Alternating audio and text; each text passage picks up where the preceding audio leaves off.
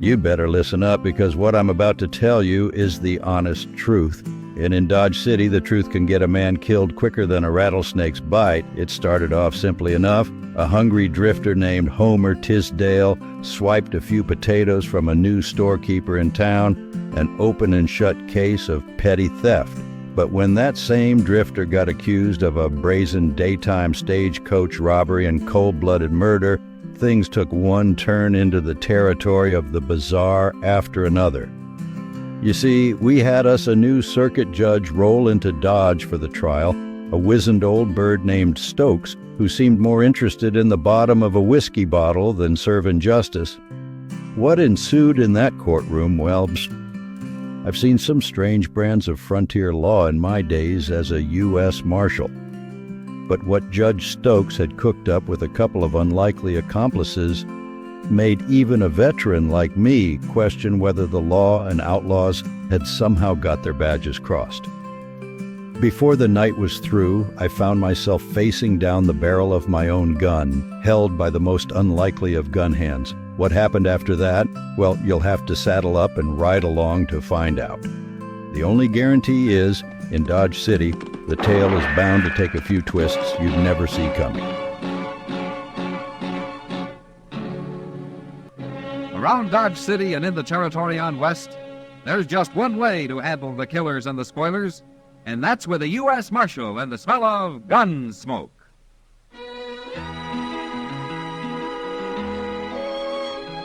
Howdy, folks. Are you a fan of the golden age of radio?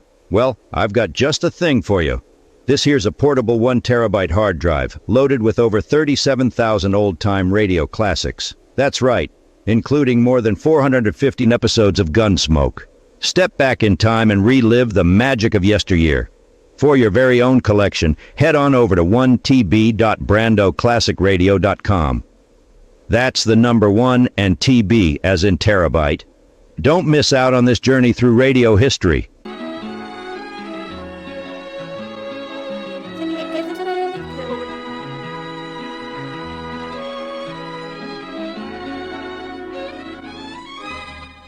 Gunsmoke, starring William Conrad. The transcribed story of the violence that moved west with young America, and the story of a man who moved with it. I'm that man, Matt Dillon, United States Marshal. The first man they look for and the last they want to meet. It's a chancy job, and it makes a man watchful and a little lonely.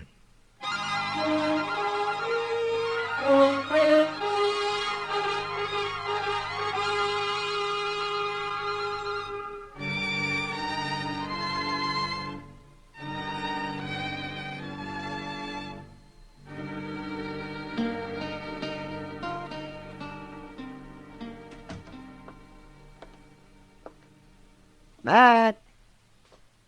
Oh, Matt! Where are you? Sit down, Doc. I'll be right in. Oh, well, thank you. Here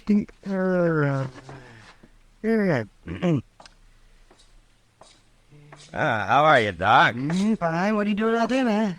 Watering the prisoners? I haven't got any prisoners. Oh, well, then you're falling down on the job. Offhand, I can think of a dozen men around Dodge that ought to be in jail. Well, why don't you give me a list, Doc? I'm going to need somebody to bring to trial next week. That's so? What do you mean? Well, there's a new circuit court judge coming. He's going to be disappointed if there's nothing for him to do. A new judge? Mm-hmm. What happened to Judge Brookings? He needed help, I guess. After all, he has to cover about the whole of western Kansas. Well, who is this new man? What's his name? Well, the name of Judge Stokes. That's all I know about it. I hope it's a good one. I've seen some remarkably unlearned judges in my time. It's not an easy job, Doc. And out here it doesn't pay enough to make it worthwhile to most men. Judge Brookings could probably do twice as well back east. Yes, and so could I. Yeah, I know, Doc. But then you wouldn't have anything to complain about. You would shrivel up and die if that happened. Well, at least I wouldn't go to the pauper's grave I'm headed for now. Lend me $100, will you, Doc? I'll lend you $100. Go on in, Homer. Oh, Mr. Dillon. Doc. All right, Chester. Well, who's this you got, Chester? This is Homer Tisdale, Mr. Dillon. There's a complaint against him. A complaint? Yes, sir. You know Van Walcott, who's taken over that little store next to stage office? Yeah, I know him. Well, sir, he's coming over here in a few minutes. He claims Homer was trying to rob him. Oh? I figured it'd be best to settle the thing right here with you. Were you trying to rob him, Homer? Yes, sir. With a gun or what? No, sir. I got no gun. You were trying to steal something out of his store, is that it? Yes, sir. Where you from, Homer? I haven't seen you in Dodge before. No, sir. I've been homesteading in the Saline River. I got starved out. I had to quit. Didn't have no luck at all. Well, you sure don't look as though you'd been eating very regular. No, sir, ain't. Well, you got him here. Yes, I got him here, Walcott. Dirty little thief. Marshal, I want to sign a complaint against this man. Mr. Walcott, you've been in Dodge about a month now, haven't you? What's that got to do with it? Well, back east, I guess they're a little more formal the way they handle things. Now, why don't you just tell me what happened? Well, I was next door at the stage office talking to Jay Buford. We heard a crash over to my store, something falling. So we run out, and there he was. We caught him red-handed, Marshal. Caught him doing what? Stealing, that's what. Well, you haven't told me what he stole. He had a whole handful of potatoes, Marshal. The man's a thief, and he belongs in jail. Is this true, Homer? Is that what happened? Yes, sir, Marshal, it's true. I was hungry. I seen them potatoes. I thought he wouldn't miss a couple. I could pay him back later. A man who steals belongs in jail. He shouldn't have done it, Walcott. I admit that. Then throw him in jail. I can't do that. Why? Well, for one thing, Chester and I have got to ride up to Fort Larned for a few days. There wouldn't be anybody here to watch him or feed him. Leave him some water. It's all he needs. Chester, Yes, sir. take Homer over to the Long Branch, will you? Maybe Sam Noonan can put him to work sweeping out or washing glasses or something. Huh? Now, look here, Marshal. You ain't going to make a fool of me. Get going, Chester. Come on, Homer.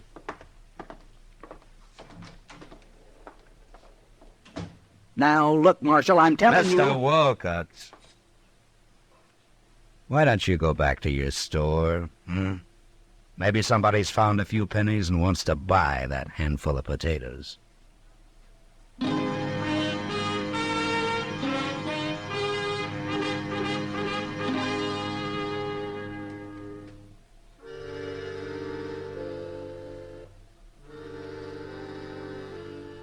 Doc was right. There probably were a dozen men around Dodge that should have been in jail. But if the law was going to start locking up men like Homer Tisdale, I figured they wouldn't need me to handle the job. At least that's what I thought on the way to Fort Larned. It was 4 days later when we got back, and I found out different. We were riding up Front Street, past the stage office, when Jay Buford, the stage company manager, and Van Walcott spotted us, started yelling. I had Chester take my horse while I got down and went over to see what they wanted. You came back just in time, Marshal. If he'd done what I said, it wouldn't have happened. I was just telling Walcott if you didn't get back today, we'd have to do something ourselves. What's the trouble, Buford? Murder. Murder and robbery, Marshal. Right there in the stage office. Charlie Reynolds is dead and $10,000 is gone. Happened this morning. Hold up. It was about 8 o'clock, Marshal. And I just opened up my store and gone into the stage office to say good morning to Jay. He was standing there talking to Charlie Reynolds, and I no sooner got inside than the voice out back yelled at us to throw up our hands. We did, too. And then this gunman come forward, wearing a mask. Knew right where the money was, too. I had it in the treasure box waiting for the stage to go north, Marshal. He opened it up. It was all bills. And he scooped them out into his pocket, and then he stood there, Marshal. And he told us not to try to follow him. And then before he could even move, he pulled the trigger on poor old Charlie Reynolds and killed him. Just like that, no reason at all. You didn't follow him, he got away. Who's gonna follow a killer like that? We ain't crazy. Any idea who it was? You bet we do. Who? That mask didn't hide nothing. Well, who was it? Homer Tisdale. What? Plain as day, even if he hadn't spoke. Homer ain't so meek as he looks, Marshal. He's a killer, that's what he is. All that other's just pretending. You should have put him in jail first off. Any idea where he is? Must be halfway to Texas by now. But you better find him, Marshal. Yeah.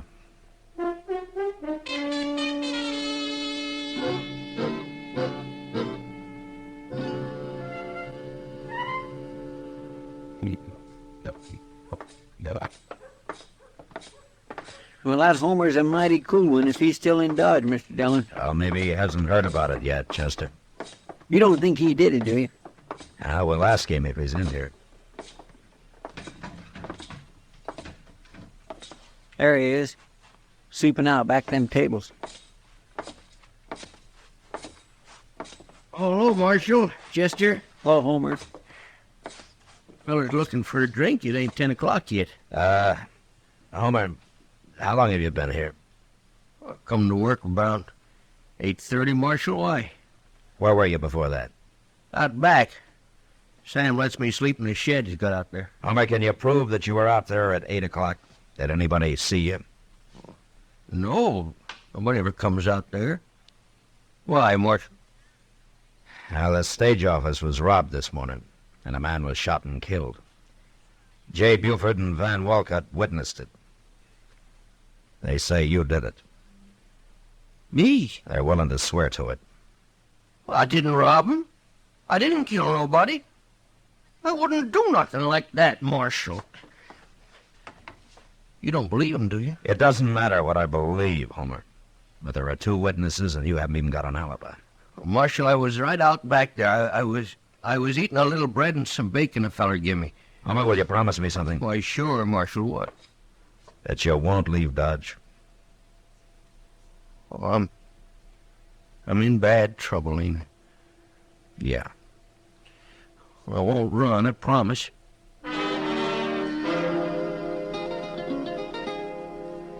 3 days later, Judge Stokes Circuit brought him to Dodge. I went over and talked to him about Homer Tisdale.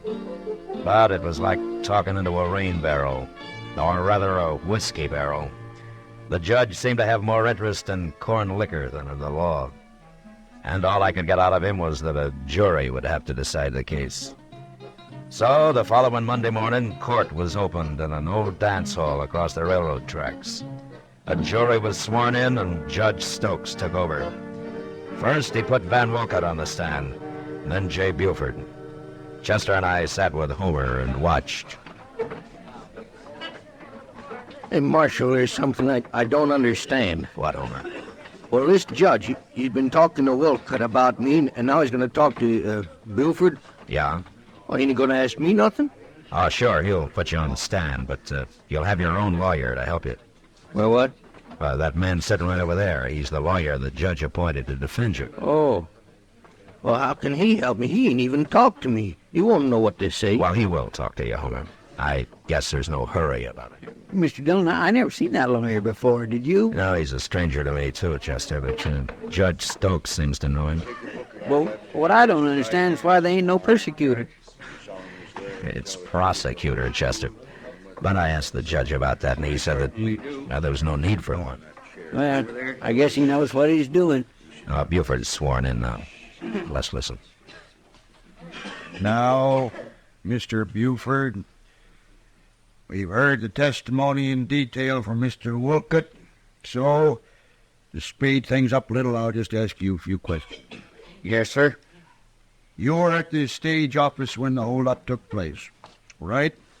That's right, Your Honor. And you saw everything Mr. Wilcott saw, is that right? Yes, sir. Bandit came in, took $10,000 in bills out of the box, and then shot and killed, what's his name? Charlie Reynolds, Your Honor. Charlie Reynolds. All right, Mr. Buford. I want you to tell the gentlemen of the jury who that bandit was.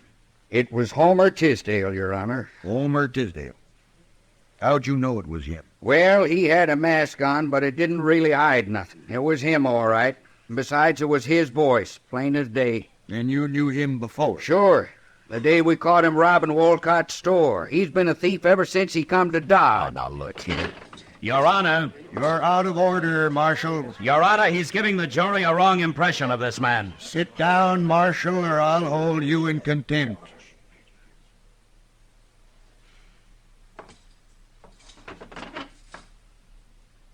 That's better. The jury is competent to judge the evidence, Marshal. All right, Mr. Buford, you may step down. Yes, sir. We'll now hear from the defense. Take over, Mr. Shipp. Yeah, but Marshal, he didn't ask me nothing. You said he would. Wait a minute, Homer. Let's see what your defense says about it. May it please the court and the gentlemen of the jury, You've heard the evidence. I rest my case. Why, that ain't no defense, Mr. Dillon. What's he mean, Marshal? He's sitting down already. Mr. Dillon, he can't do that. Silence Marshal, he... in the court. Silence! And the jury will retire to consider the evidence, and it will return with its verdict in, say, a half hour. And it better be the right verdict, or I'll hold you all in contempt. Now get to work. I don't understand this, Marshal. I thought a man had a right to say something for himself. Yeah, so did I, Homer. Well, now, that defense feller, he sure didn't help none. Where's Judge going now? Outside for a drink, I expect. You wait here with Chester. Well, you talk to him, will you, Marshal, and tell him I didn't do it. I'll be back. Got rubbing his neck.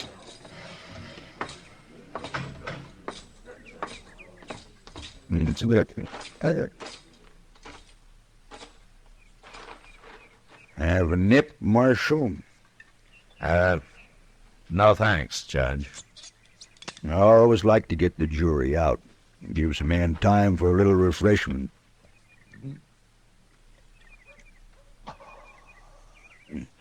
That's good corn you make here. Yeah. You know something, Marshal? I'm a drinking man, but I've never been drunk in my life. Never once. Well, that's fine, Judge. Marshal, I'm sorry I had to sit you down so hard in there, but a court's got to be run by one man, or it'll get out of hand. I know. I've seen it happen. I've seen some things happen in court, too, Judge. But I never saw an accused man not get a chance to defend himself before. You heard the evidence, Marshal. What defense could he make? It'd just be a waste of time. Oh, I see. I want to get this trial over with. I got to take the Santa Fe up to Abilene at midnight, and that doesn't give me much time to see Dodge, does it? No, I guess it doesn't. In fact, the half hour is too long for that jury. I'm going to call him back now. You'll excuse me, Marshal? Sure. Oh, maybe you'll change your mind and have a drink with me after, hmm? Yeah, maybe.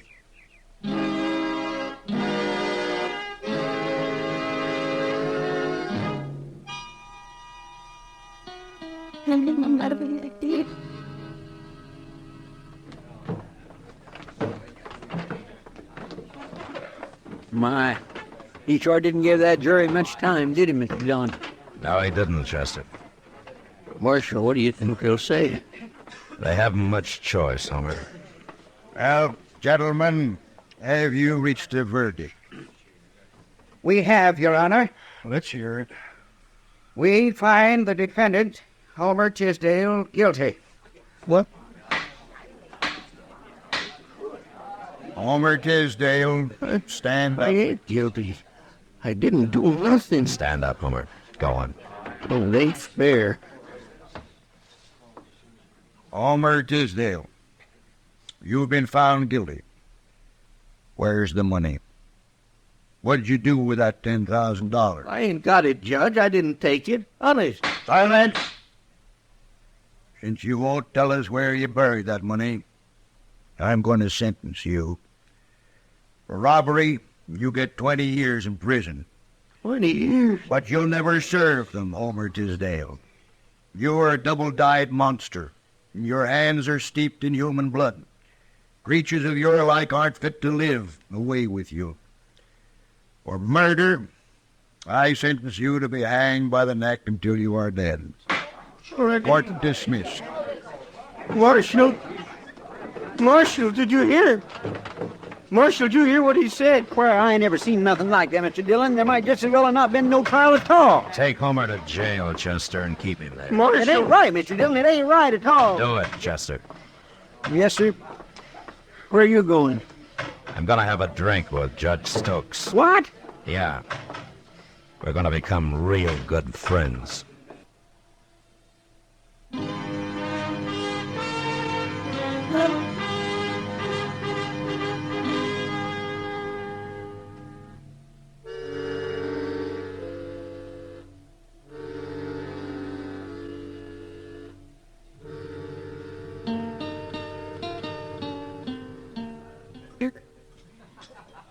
Have another drink, Judge? No more, Miss Kitty.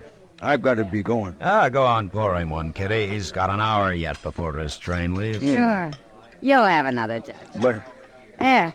You can't sit around a whole hour without a drink. but I told you. Aren't you enjoying yourself, Judge? Oh, it isn't that, Miss Kitty. But I haven't been alone all day or all night. Well, it's been my pleasure, Judge. I don't often get a chance to be with a man like you. I know. There must be things you have to do.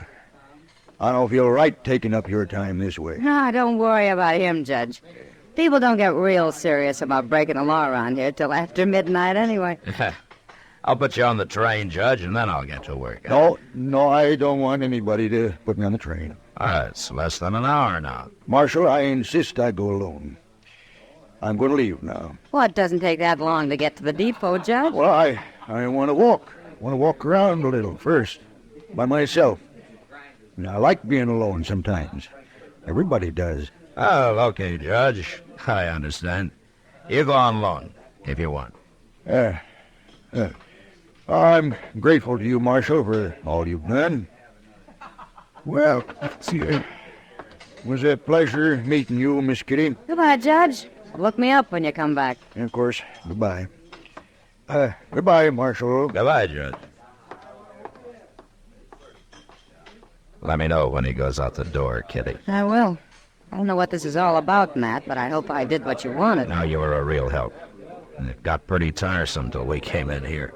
There he goes, Matt. You better hurry if you're going to follow him. Yeah, and I'm going to pick up Chester first. I think I know where the judge is going. I'll see you later, Kitty. Sure, Matt.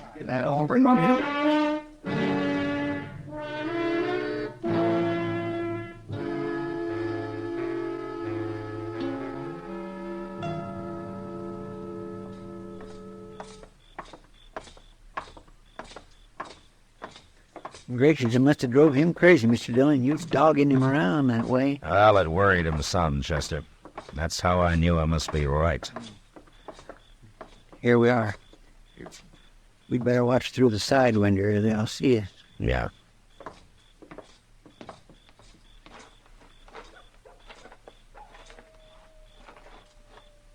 Can you see anything, Mr. Dillon? Yeah, they're in back there. And that's Judge Stokes with him. All right. Come on, we'll walk right in the front door.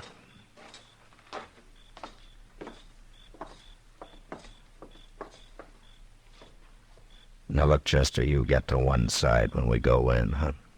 Yes, sir.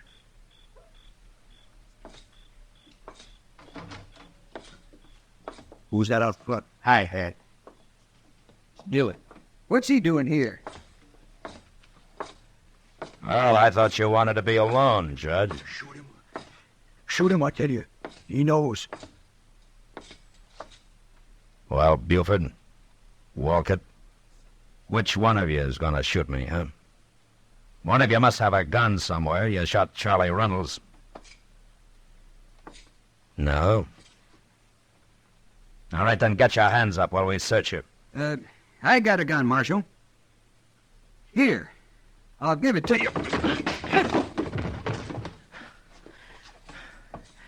Get his gun, Chester. It's still in his pocket. Yes, sir. Well, how much money did they give you out of the 10,000, Judge? I don't know what you're talking about, Marshal. But I'll have you in court for this. I'll be in court with you in front of Judge Brooking. You overplayed your hand today, Judge Stokes, you and that bought defense lawyer. And I'll find him before the night's up. You wouldn't dare arrest a judge. Who ever heard of such a thing? Well, now, I guess maybe a judge is a pretty important man, isn't he? He certainly is. Yeah. Well, I'll tell you. Since you are the most important man here, I'm going to give you a cell by yourself. You can have Homer Tisdale's. He won't be needing it anymore. Now, get moving.